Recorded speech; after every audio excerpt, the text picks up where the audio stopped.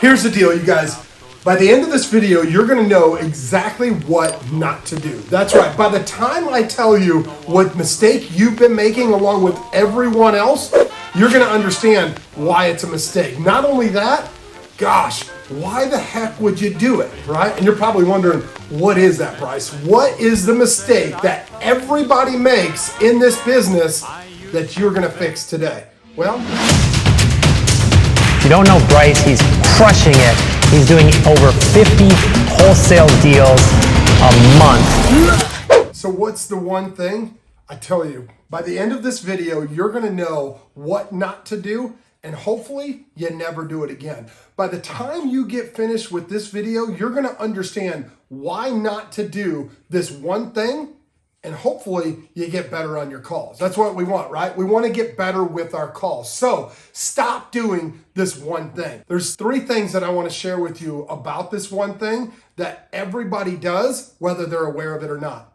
But the one thing is this: apologizing. How many of you have ever started out the phone call talking to your prospective seller, or heck, maybe just in a communication event, correcting your children, saying, "I'm sorry"? That's right, I said it. Stop apologizing. Stop saying, "I'm sorry," when gosh knows we're not sorry. You're not sorry for getting your money. You're not sorry for making the phone call. You're not sorry for correcting your children. So why would you? In any communication event, going into the conversation with an apology puts everyone on the defense. So the 3 reasons why you should not apologize are simply this. Number 1, it creates a barrier. Think about this. Hey, I'm sorry, right? Like, people put their hands up for a reason. It's a subconscious thing that creates a barrier right from the beginning. Now, if that's the case, just imagine you have to cross that barrier or pull your other person in the communication event on the other end of the phone back over that barrier in order to have a meaningful conversation, in order to get to the final result. When you put that barrier up, right? Imagine what I said. Crossing over that. If there's a barrier, you have to cross it, you have to break through it, or you have to go under it. Imagine trying to correct your son or your daughter, and you're like, "Hey, honey, I'm sorry, but I have to take this away."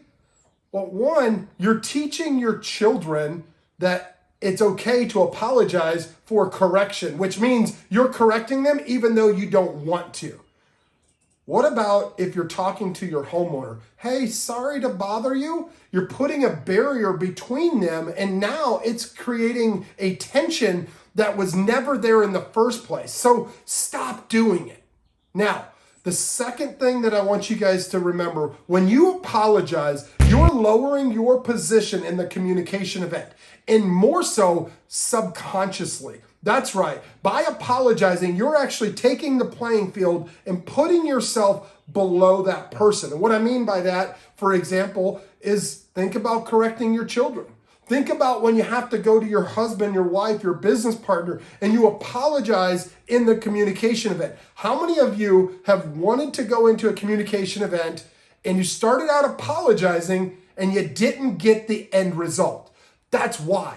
The reason is you started out a level playing field with you below that person. So stop apologizing.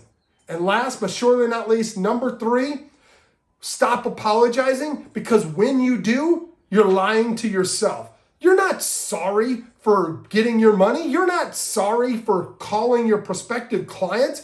You lower your expectations from the very beginning of that conversation when you apologize, which is starting everything off, again, on the wrong foot. And last but surely not least, the number 1 reason why you want to stop apologizing, your golden nugget, is you're here to get paid. So why would you start off getting your money apologizing for it in advance? Come with your confidence. So stand up. Number 1, just stand up. When you're talking to someone and you stand up, it gives a whole nother sense of confidence. Imagine trying to have a conversation on the phone sitting down and then have the same conversation standing up. Secondly to that, you want to speak from your diaphragm. You want to exercise your voice and really project your voice, whether it's loud or it's quiet. You can really focus that energy that's coming out. You can clearly articulate. You're in a better place energetically, and you're a little bit more focused.